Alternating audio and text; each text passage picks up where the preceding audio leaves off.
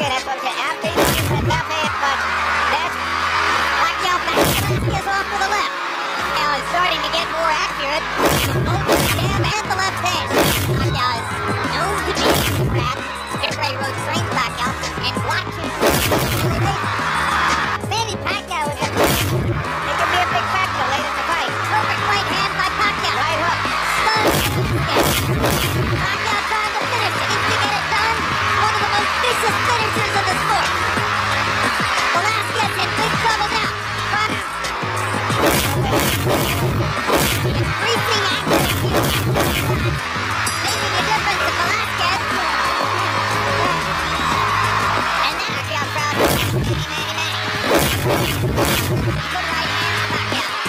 What's that? The Mexican fans like Pacquiao. Morales, we can fight that. Some big boy. Let's go. Right up.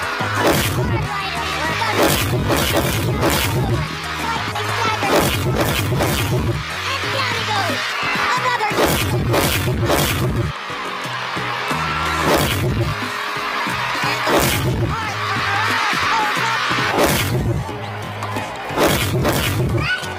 That hard. Takes a lot of energy to start those. That's a huge left shot. And the right hand shot, Julio South. And you heard Julio saying hit him in the belly. And down goes.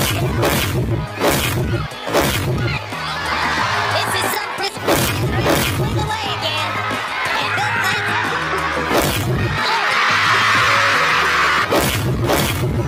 The best rounds of that's a very strong.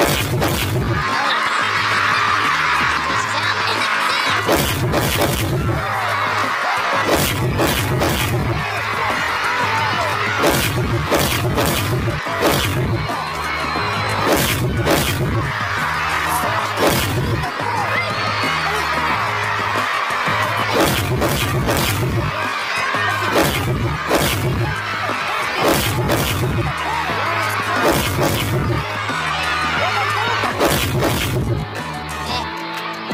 Looks like he's starting to pop a little bit and down he goes. You want to fight? The fight is not going to develop like that. You talk from South Africa? No idea. Nation in the essence of red lava. Third round.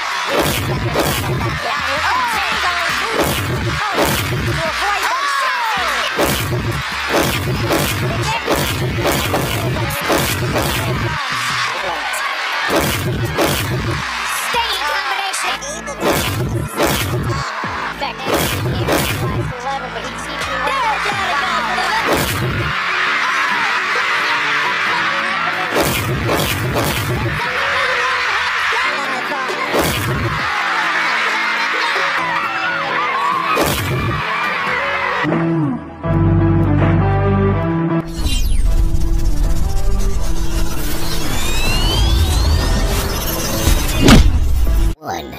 Ang una sa ating listahan ay ang laban niya kay George Solis.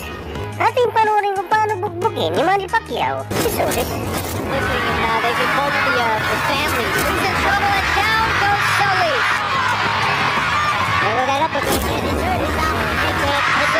Solis sent down for the second time. Cinco. Yes. On the apron of the ring. Ocho. 2. Ang ating pangalawa sa listahan ay ang laban niya kay Julio, kung saan natikman ni Julio ang mapait na kabiguan mula sa ating kababayan. Ating panoorin kung paano nga binugbog ni Manny Pacquiao itong si Julio. And by Pacquiao, and you heard Julio's corner saying hit him in the belly, and down goes Julio. It was a perfect execution of what he was told in the corner. Double jab from left hand, he did it effortlessly. Going behind the double jab and popping with the left hand. Hit him twice in a row, the second one, drop Julio. This is some prospect, Bobby. To me, he's every bit as exciting as Princess Jimenez. No reason to have rule in effect.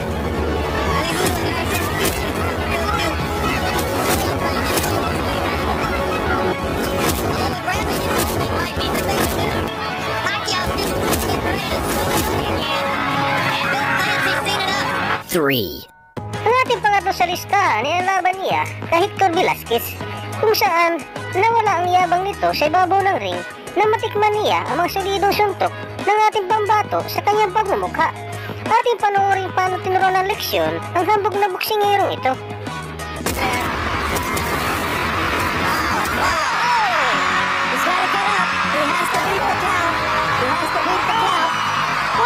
Can't be saved by the bell.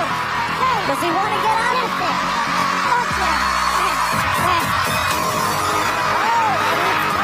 Four. Ang ating pangapat sa listahan ay ang laban niya kay Erik Morales sa pangatlong pagkakataon, kung saan pinakita ni Manny Pacquiao na hindi siya ang pinakamagaling na boksingero, kundi ang ating pambato. Pinakita dito ni Manny Pacquiao paano niya pinasuko itong palaban na si Erik Morales.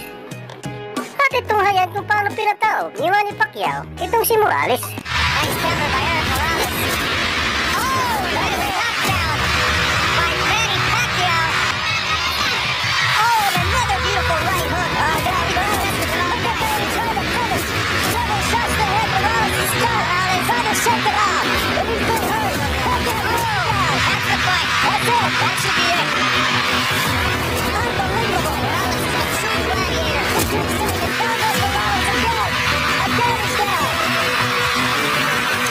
And the look on Erik Morales' face. Looks like he doesn't want anymore. He's calling it dead. He says that's it. Oh my gosh. Mario Lopez. I've never seen that. Five. Ang ating palima sa listahan ay ang laban niya kay Lucas Matisse.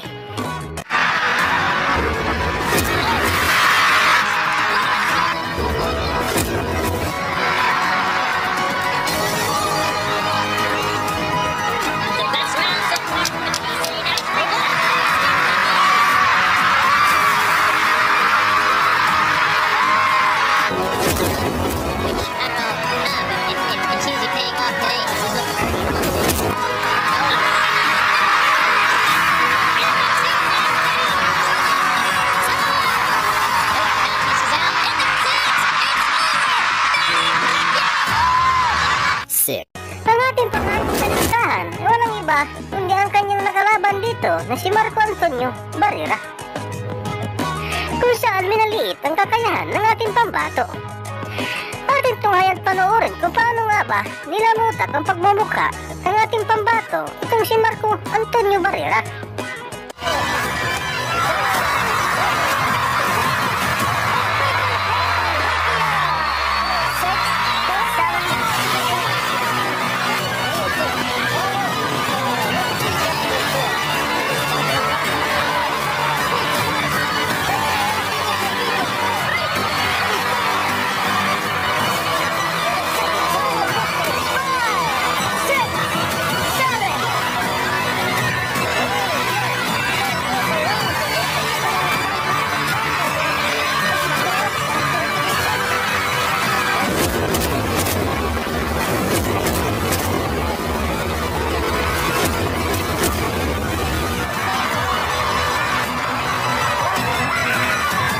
Ang ating pampito sa listahan ay walang iba kundi ang laban nila ni David Diaz, na kung saan siya rin nagmaliit sa kakayahan ng ating pambato.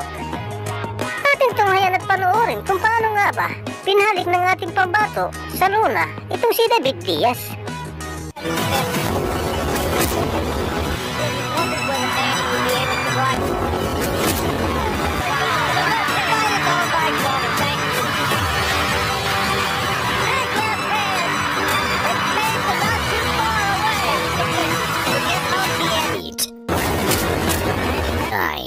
Ang ating pasiyang sa listahan ay ang laban nila ni Erik Morales sa pangalawang pagkakataon. Ating tunghayan panoorin kung paano binawi ni Manny Pacquiao ang corona dito sa Mexican fighter.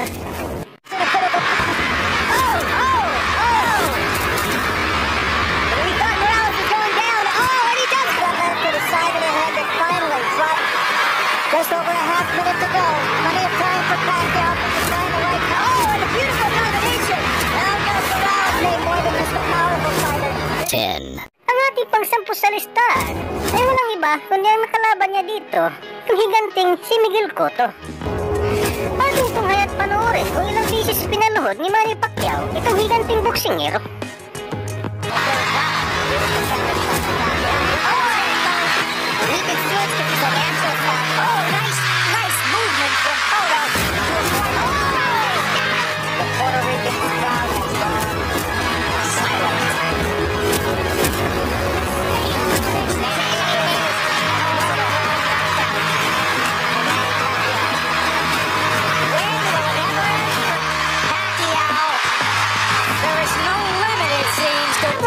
Tapos ang ating 10 knockout wins na nagmula sa ating pambato na si Manny Pacquiao.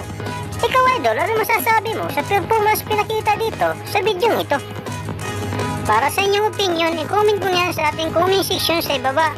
At kung nagustuhan mo naman ang video ito, paiwan naman ako ng like at pasubscribe na rin sa ating munting channel. Maraming salamat po sa inyong panonood. Sama kayo na rin na